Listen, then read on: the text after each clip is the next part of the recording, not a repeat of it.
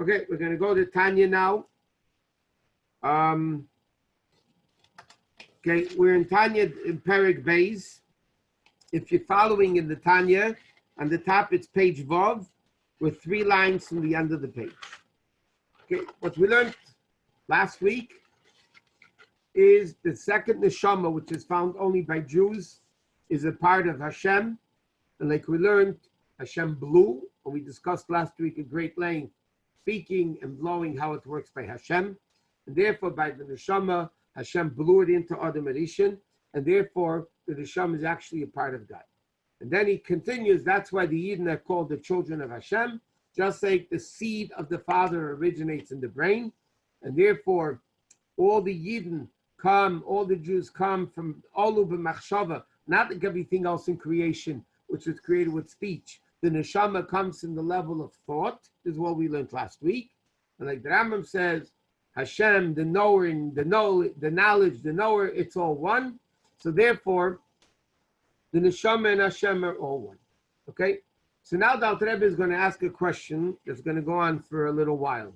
Okay, so we're 3 lines from the end of the page Vav. Now the Alter Rebbe asks a question.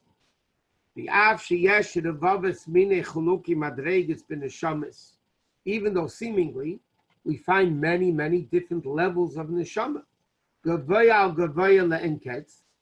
find neshamas that are infinitely great, like like the neshamas of Avraham, Yitzchak, and Yaakov, Moshe Rabbeinu. They were super, super lofty neshamas. Our neshamas that is seinu eila over the neshamas of our generation. The ikvah of the Mashiach, we are called in the Zohar, or the Gemara calls us. Ikvah of the Mashiach means the heels right before the coming of Mashiach. Simply, the Gemara means that it's the last part, last part of the body is the heel, is the last part before Mashiach. But he says no. We are called ikvah of the Mashiach because our neshamas, compared to the neshamas of Avraham, Yitzchak, Yaakov, Moshe Rabbeinu, is like heels, like the heel of the body. They were the heads of the body, and we are the heels of the body. In other words, as the Alter Rebbe is soon going to explain, all neshamas from beginning of Judaism, from Avraham Avinu, until our generation, is one big body. The Avis were the heads, and then as generations went down were the hands and the stomach and the feet. Our generation is called Ikvah de Mashiach, the heel right before the coming of Mashiach. Right before the coming of Mashiach, that's our what we are called. So the Alter Rebbe is basically going to ask a question. I'm going to explain the question, and then I'm going to elaborate on it as we go along. The Alter Rebbe asks a very simple question. All neshamas originate in the same place, in God's brain. So how could there be so many thousands of different neshamas? All neshamas should be the same. If all the neshamas come from Hashem, Hashem blowing into us life, so then why aren't all neshamas the same? Yet we know there's neshamas of the Aves, which are super great, the neshamas of our generation, which are called heels, and then the Alter Rebbe says, "V'chein b'chol derd v'derd." We know in every generation, Yesh Rashi Alpha Yisrael, they're the heads of the Jewish people. Shenishmeiseim heim b'chinas reish u'meach l'gabi neshamas hamein b'ma'aretz. In that, not only are they heads and we're heels, in every generation. You have tzaddikim, they're the heads of the generation, and then you have the people that are the heels of the generation. V'chein nefashis l'gabi nefashis, and this Alter Rebbe adds that not only neshama, but nefesh also, there are different levels in nefesh. Ki kol nefesh, klula meruach nefesh ruach neshama, because the Alter Rebbe says all neshamas have 5 parts in it. Here in Tanya, the Alter Rebbe only speaks about 3, nefesh, ruach, and neshama. So he says every nefesh is different, every ruach is different, every neshama is different. So the Alter Rebbe asks a very simple question. How could that be? If all neshamas come from Hashem, so we should all be the same. Why is Moshe Rabbeinu's neshama greater than ours? And why is the Rebbe's neshama of our generation greater than our neshama? They should all be the same. By the way, You shouldn't be depressed from the fact that our neshamas are called heels. Why not? When the pasuk last week, we discussed Monday night about the humility of Moshe Rabbeinu, but we didn't get into this. We didn't have time. It says in the Zayad, when Moshe Rabbeinu was the most humble Jew that ever lived, it says he was the most humble when he saw the generation right before Mashiach. In other words, the Zohar says, when Moshe Rabbeinu foresaw, Hashem says in Chumash, Hashem showed him ad Yom HaAchrin, ad Yom HaAchrin, Hashem showed Moshe Rabbeinu the history of the Jewish people until the end of days. And it says when Moshe Rabbeinu saw our generation, the generation right before the coming of Mashiach, he felt inferior. He felt humbled by the fact that we, in a certain respect, are greater than him. The question is, how could that be? So Chassidus explains very simple. Moshe Rabbeinu was the head, and we are the feet. Yet, there's an advantage of the foot over the head. Many advantages. Number one, Chassidus says, if you want to go somewhere, you need the foot to take you. Nobody else can take you. Okay? Secondly, can you imagine if Hashem says to the head of a person, I want you to put your head into boiling hot water. Let me tell you the way a typical Jewish mind works. He doesn't mean me, he means somebody else. He probably means I should cool off the water first. He doesn't mean I should do it now. Seichel, intellect, gets in the way of doing what needs to be done. Because you can always rationalize, oh, I need to sleep, I need to eat, I need to do this. He doesn't mean me, he means somebody else. Like we know typical Jews. The foot is brainless. Hashem would tell the foot, go into boiling hot water. The foot doesn't have any seichel to rationalize, yes, no, cool, hot, me, some.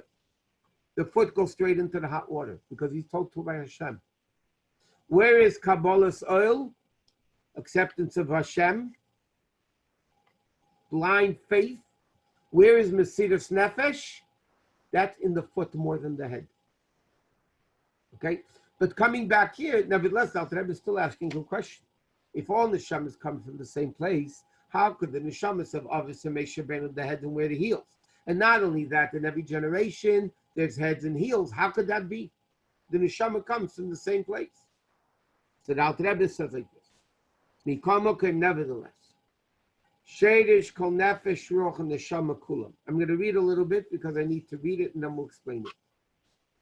The source of every nefesh ruach and neshama of everybody. Meireish kol hamadregeis, from the beginning of all levels. At seif kol dargin, to the end of levels. Hamalubish b'guf hamei haaretz v'kal shebekalim, which the lowest neshamas comes into the illiterates, the lowest of the low. Nimshich mimayach elyon still comes from the brain of Hashem, which is chachma ilah kaviyach, which is chachma vatzilus. I'm going to explain this now outside first. Meaning like this. In fact, there's an interesting comment from the Rebbe over here, by the way, because Alter Rebbe says, Miresh kol madrei gois, Hebrew. Madrei gois, from the highest of all levels, is Hebrew. Atseif kol dargin is Aramaic. And the Rebbe says, why does the Alter Rebbe say from the highest of levels Hebrew to the lowest of levels in Aramaic? And the Rebbe explains very beautifully. Lashon Kodesh represents Kedusha. Other languages don't represent Kedusha. So therefore, when he says the highest of levels, which is Kedusha, he uses the Hebrew phrase Madregos, levels, but in Hebrew, Lashon Kodesh. And Dargin, in the lowest levels, it's already Aramaic. It's coming into Goyishkeit. It's not the same level of Kedusha. Okay, well, what's the Alter Rebbe saying here? The Alter Rebbe is going to give and explain with the analogy of a child. In other words, Before the Alter Rebbe said, in the analogy of a neshama in connection to Hashem, he brought the pasuk Banim Atam Hashem Elokeichem. We are Hashem's children. Now, the child, the entire child, comes from the seed of the father. In fact, Alter Rebbe is going to quote it later. The Gemara says certain parts of the body come from the father, certain parts of the body come from the mother. But how does it work? And it's very important to understand the concept in Chassidus, how it works. The ability to carry a baby and to be pregnant and carry a baby is the power of the woman. What is the man's part of it by giving the seed? It's explained in Chassidus in many, many places. The seed, what the seed actually does is reveals that ability of the woman's ability to create a baby. You know, the woman has the ability to carry pregnancy, to create the baby. But what reveals that power within the woman, that's the man's role. But the entire baby, therefore, comes out through the brain of the father. Now, this seed of the father that has in it the entire child comes into the mother, and then through pregnancy, the baby is born. The head of the baby comes from that seed, and the feet of the baby comes from that seed. It's the same seed of the father that creates the head of the baby and the foot of the baby. And Alter Rebbe is going to say not only the foot, but the toenails. That all comes from that one seed. So, what happens? What happens is, in the 9 months of pregnancy, this seed coming into the mother and the mother's body working it over in pregnancy and everything else creates the head of the baby and the toenails and, by the way, the hair of the baby also. And it's brought down, I think medically also, but in Torah it's brought down that in the 9th month is when the nails of the baby are formed, and a lot of the hair of the baby is formed. That's why a lot of women get heartburn, and more so in the 9th month, because that's when the hair is being formed. Which means as follows. This one seed created the head of the baby and the foot of the baby. Now, how could that be? Because the way the seed comes from the head through the 9 months of pregnancy, part of it becomes a head, and the lower and the longer the pregnancy goes on, comes the lower parts of the body, even let's say the toenails and things like that. But it's one seed. So the Alter Rebbe is going to explain, I'm going to explain it, I'll say first, because it's important to understand it this way, and then you'll see it inside.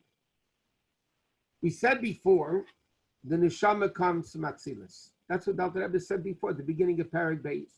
Neshama comes from the level of Chachma, Huva Chachmasi Echad, which is a level of Atzilus. The neshama of every single Jew originates in the world of Atzilus, which is the highest of the 4 worlds. Then the neshama has to come down here into the physical world. So it has to go through the 4 worlds. Atzilus, Bria, Yetzira, and Asiya. Now, the more it comes down, obviously Atzilus is more holy than Bria, which is more holy than Yetzira, which is more holy than Asiya. So therefore, what happens is like this. Neshamas of a tzaddik, like a Rebbe's neshama, is a neshama of Atzilus. But when the neshama of a Rebbe comes from Atzilus down, I always give the analogy of the freeway versus side streets. It comes through what's called in Chassidus, there's derech ma'avir and derech hislapshus. Mavir means you just pass through it. You're not affected by it. You can go through a city on the freeway, but you're not stopping in the city. You're going straight through it. A tzaddik's neshama originates in Atzilus like everybody else's neshama does, but it goes through the lower three worlds. It just goes through them. It's not affected by them. Which means down here in this world, the Rebbe's neshama is still a neshama of Atzilus, because the worlds along the way didn't affect that neshama. It just passes through it, and it's an express elevator. It's not stopping at every floor. It's an express elevator straight from Atzilus into the body. And therefore their neshama feels godliness, sees godliness, understands godliness, because down here, it's not affected. The neshama is coming down along the way. Then you have other neshamas. They're called neshamas of Bria. What do you mean neshamas of the world of Bria? They start in Atzilus, but they stop in Bria, meaning the world of Bria affects that neshama. And then it goes through Yitzir and Asiya express. So down here, that neshama is a lower neshama, not the origin of the neshama. The origin of Moshe Rabbeinu's neshama and our neshama is in the same place. But the way the neshama comes in the spiritual realms down into our body, over there is where the difference is.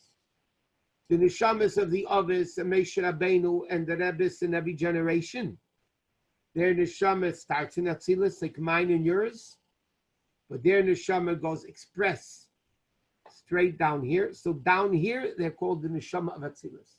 They are in the world of Atzilus. Other neshamas are affected by Bria on the way down.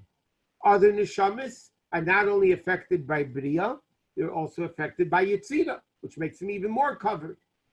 Less great. Then other neshamas, which is our neshamas basically, come into the world of Asiyah. And for that spiritual world of Asiyah, then they come into our body.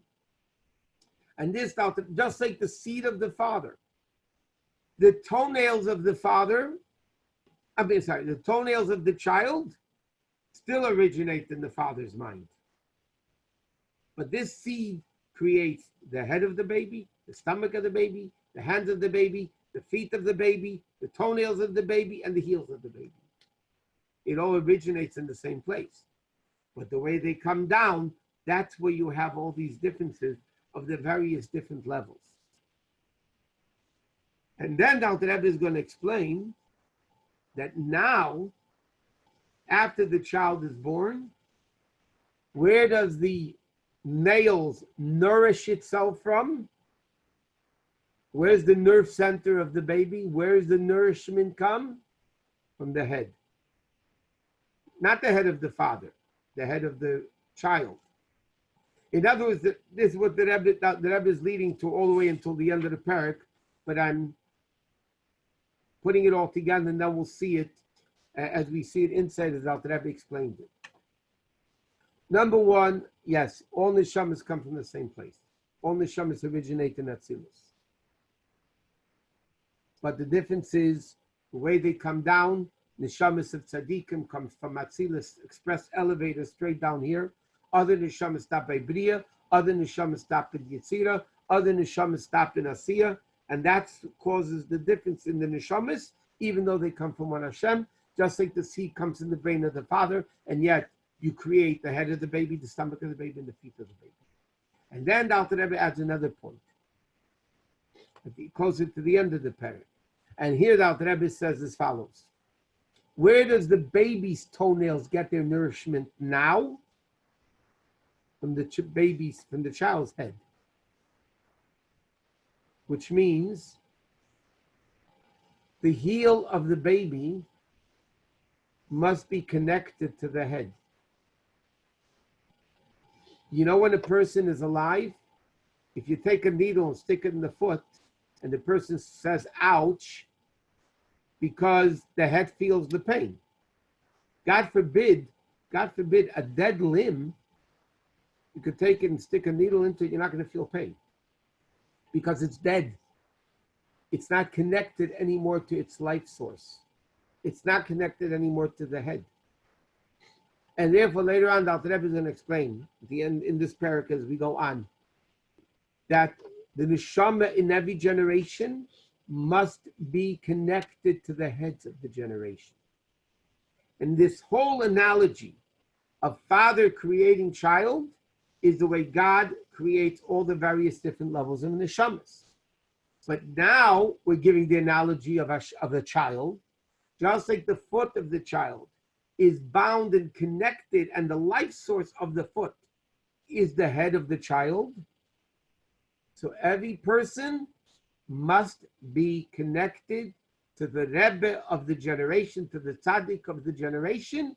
Otherwise, their lifeline is missing. In other words, and the Alter Rebbe will say closer to the end, and when we learn that, we'll discuss it much more. Whether the foot likes it, doesn't like it, it still gets its nourishment from the head, whether you like it or not. But if it's bottled to the head, if it's subservient to the head, it's subjugated to the head, is devoted and dedicated to the head, then you get a proper open face-to-face lifeline. Otherwise, you get it thrown over your shoulder. And this Alter Rebbe and Tanya discuss a lot. I can give you food.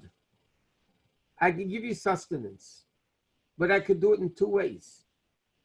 I could look at you, face to face, smile to you, at you, to you, and then we have a face-to-face connection, an internal connection. Sometimes, they should never say it, but a lot of times parents say, I don't want to look at you. You're still supporting them. You're still feeding them. But what do you mean, I don't want to look at you? I'm upset with you. I'm angry at you. You're not listening to me. So therefore, I'm going to give you nourishment, but now with a smiling face. I'm going to, so to speak, throw it over my shoulder. I'm going to give it to you, but not that I really want to do it. And therefore, this is very vital in the chassid relationship that the Alter Rebbe really mentions in Perek Beis of Tanya. The neshama comes from Hashem. The highest neshamas come from Hashem. The lowest neshamas come from Hashem. Yet at the same time, the lowest neshamas need to be connected to the higher neshamas for their lifeline. Who is the communicator? The head is the communicator. And that we'll discuss more when we get to what the Alter Rebbe speaks about the concept of a Rebbe, of a tzaddik, as the lifeline of the Jewish people. Okay, so he says like this. Back to where we're up to. Like 10 lines down from the top of page 12. Commercial aben, again, the analogy, he asks a question, how could there be so many different levels? So he gives the analogy. What's the analogy? The analogy of a son, a nimshach mimayacha'av, that comes from the brain of the father, shazfilu tziparni ragla, even the toenails, nisav mitip zumamish, is created from the seed of the father. How? It's waited, meaning it spent 9 months in the stomach. And this seed that the husband gave, which comes from his head, goes into the woman and goes to, by being there 9 months, goes from level to level. To give, to create the toenails. What? What is the significance of the toenails? Number one, is the lowest part of the body. And hair and nails, besides beard hair, which is Kedusha, Yud Gimel Midas Rachamim, hair and nails represent evil. By the way. In fact, later, the Alter Rebbe is going to mention this about Adam Rishon. He's going to say it in a few lines. You know, it's interesting. Hashem created us with fingers. Hashem doesn't say, okay, once a month, cut them, they're going to grow and cut off the finger. That we don't have. Even the nose, even if it keeps growing, Hashem doesn't say cut it off. Yeah? But nails and hair, we have to cut. Long hair is despicable in halacha. And long nails, we learn out the pasuk in Chumash. It's also despicable. Long nails and long hair are despicable. So the question is, just like Hashem made the fingers, why he could have made the fingernails one size, and that's it, and it stays for life. Yeah, beauty parlors would be out of business, and beauticians would be out of business, and the nail people would be out of business. But why did they wish to make it like that? The nails grow, and Hashem says cut them. The hair grows, and Hashem says cut them. He could have made it to a hair, and that's it. The answer is because hair and nails, when you cut them, it doesn't hurt. If I pull your hair, it's going to hurt because the hair is connected to the head, and if you pull it, so the head's going to hurt. But if you take a scissors and cut your hair, it doesn't hurt. Why? If you cut your nails, it doesn't hurt. Why doesn't it hurt?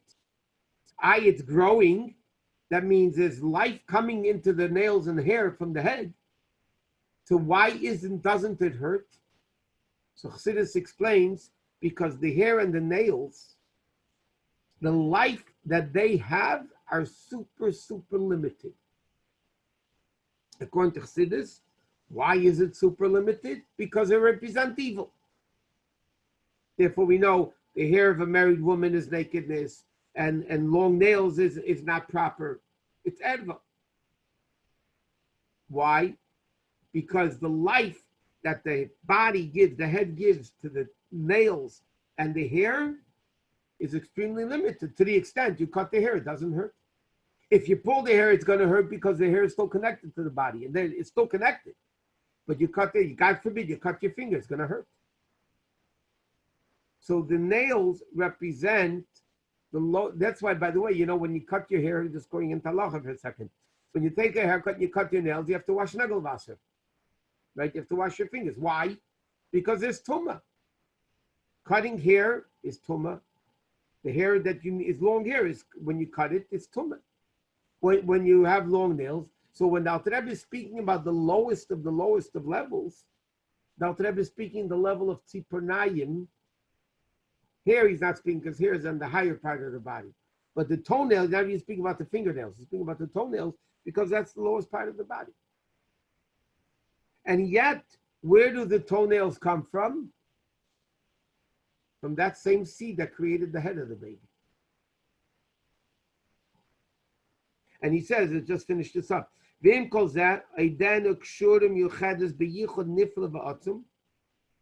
toenails are still connected with a strong bond in the first essence of the seed, which is tipas merchav, which is the seed from the father. So in other words, Alter Rebbe asked the question, why are there so many different levels of neshamas if all neshamas come from the same place? And Alter Rebbe explains, they all come from the same place, just like the seed comes from the father's brain. But the way it comes down into pregnancy for 9 months, or the way the neshama comes down through, so to speak, the pregnancy of Atzilus, B'ri, Yitzir, and Asiya. So that's where you get the different levels of a neshama. But the essence of the Jew, which is not affected by the trip down, Moshe Rabbeinu and us are the same level. Like we learned last time. Moshe Rabbeinu is not more Jewish than me. I'm not less Jewish than Moshe Rabbeinu. The essence, the counting that we learned last time, brings out the essence. That is equal by everybody because the source is all the same source. It's just when the neshama comes into the body, this one has a greater understanding of God, greater emotional levels of godliness, because then the neshama, it comes to a greater level. Meaning, it's not affected by the coverings of the worlds down along the way. Okay, that's it for tonight. Wish everybody a good night. By the way, as the days are getting a little longer, officially I'm still going to try to start the class at 8:30. But if 8:30 comes and it's a minute or two late, don't get nervous. Just wait a minute and we'll open the class. So next class is Monday night. You can tell people about it. We're going to discuss Parshas Baloischa. And I wish everybody a good night. If you didn't daven Mariv yet, don't forget to daven Mariv. And I wish everybody a good night. Have a good night. Thanks, Rob. Good night, Rob. Good night, everybody. Good to see you all. Bye-bye. Bye, Chili. Next Monday. Bye, Rob. Bye. All the best. Thank you so much. Sorry. Next week is Shlach, the Meraglim. Very interesting. Yes, I'm sorry. Everybody. Okay, have a good night, everybody. Good night, Saola. Bye-bye.